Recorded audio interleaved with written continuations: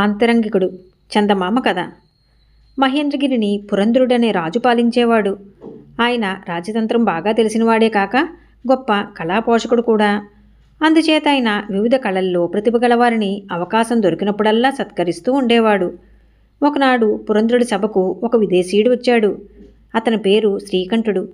ఇతిహాసాలు రాయటం అతని వృత్తి. అతడు అనేక దేశాలు తిరిగి ఒక్కొక్క దేశంలోనూ ఒక్కొక్క సంవత్సరం పాటు ఉండి ఆ దేశ భాషలు నేర్చుకుని సంవత్సరం పూర్తి అయ్యే లోపుగా ఆ దేశానికి సంబంధించిన చరిత్ర సమగ్రంగా రాశాడు.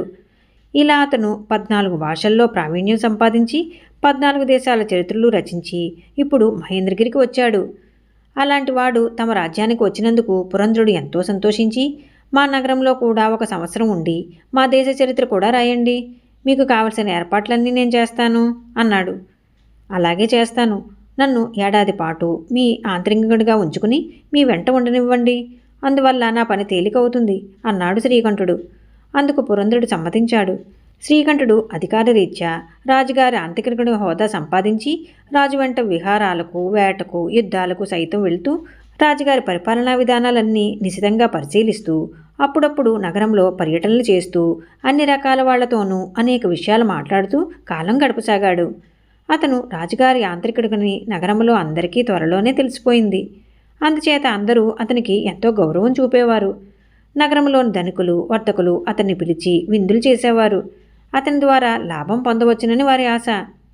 శ్రీకంఠుడు మహేంద్రగిరికి వచ్చి సంవత్సరం కావచ్చింది. అతను రాయటం మొదలుపెట్టిన మహేంద్రగిరి చరిత్ర కూడా పూర్తి కావచ్చింది. ఒకరోజు రాజుగారు ఆ సంపూర్ణ గ్రంథాన్ని తెప్పించుకుని చదివాడు.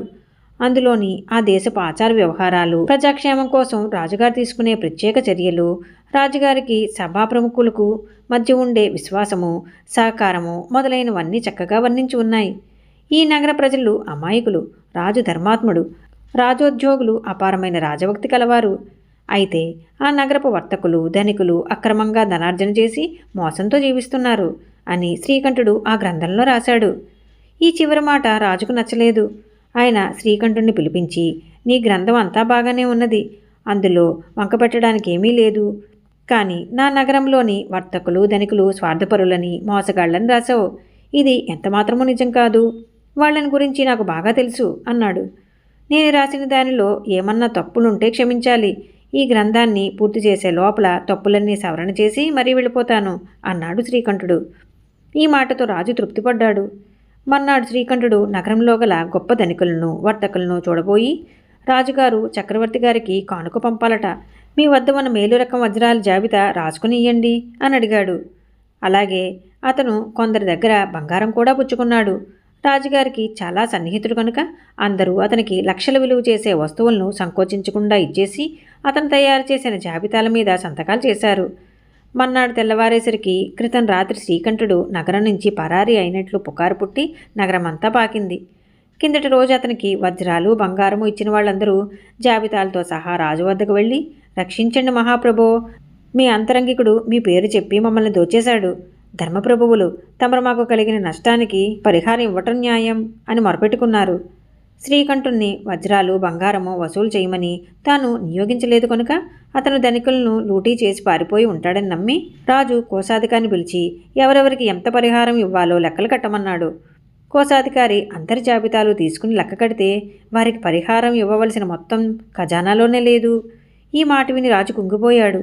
ఇంతలో శ్రీకంఠుడు అక్కడికి ఒక పెద్ద సంచితో వచ్చాడు. అతను ఆ సంచిని రాజుగారి ముందుంచి ఆయనకు ఒక జాబితా కూడా ఇచ్చి, ఎవరెవరి దగ్గర నేను ఏమేమి తీసుకున్నది జాబితా రాశాను, దాని ప్రకారం ఎవరి సొత్తు వారికి తిరిగి ఇప్పించండి అన్నాడు. శ్రీకంఠుని చూడగానే ఫిర్యాదీలకు ముచ్చెమటలు పోసాయి.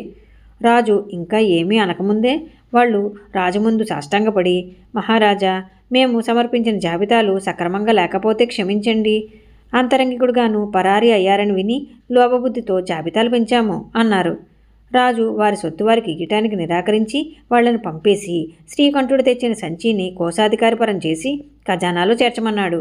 తర్వాత ఆయన శ్రీకంఠుడితో, నీ గ్రంథంలో అబద్ధం అంటూ ఏమీ లేదని నిరూపించడానికి చాలా శ్రమపడ్డావు అన్నాడు. గొప్పవాళ్ళని గురించి నిజం రాయటానికి ఇలాంటి పాటలు చాలా పడాలి మహారాజా, ఇది కూడా ఒక కళ అన్నాడు శ్రీకంఠుడు. తర్వాత అతను పురంధ్రుడి వద్ద గొప్ప సన్మానము, అంతులేని బహుమానాలు పొంది మరొక దేశానికి వెళ్ళిపోయాడు. ఈ కథ మీకు నచ్చినట్లయితే లైక్ చేయండి, షేర్ చేయండి. మరిన్ని మంచి కథల కోసం మా సంపత్ ఛానల్ని సబ్స్క్రైబ్ చేసుకోండి.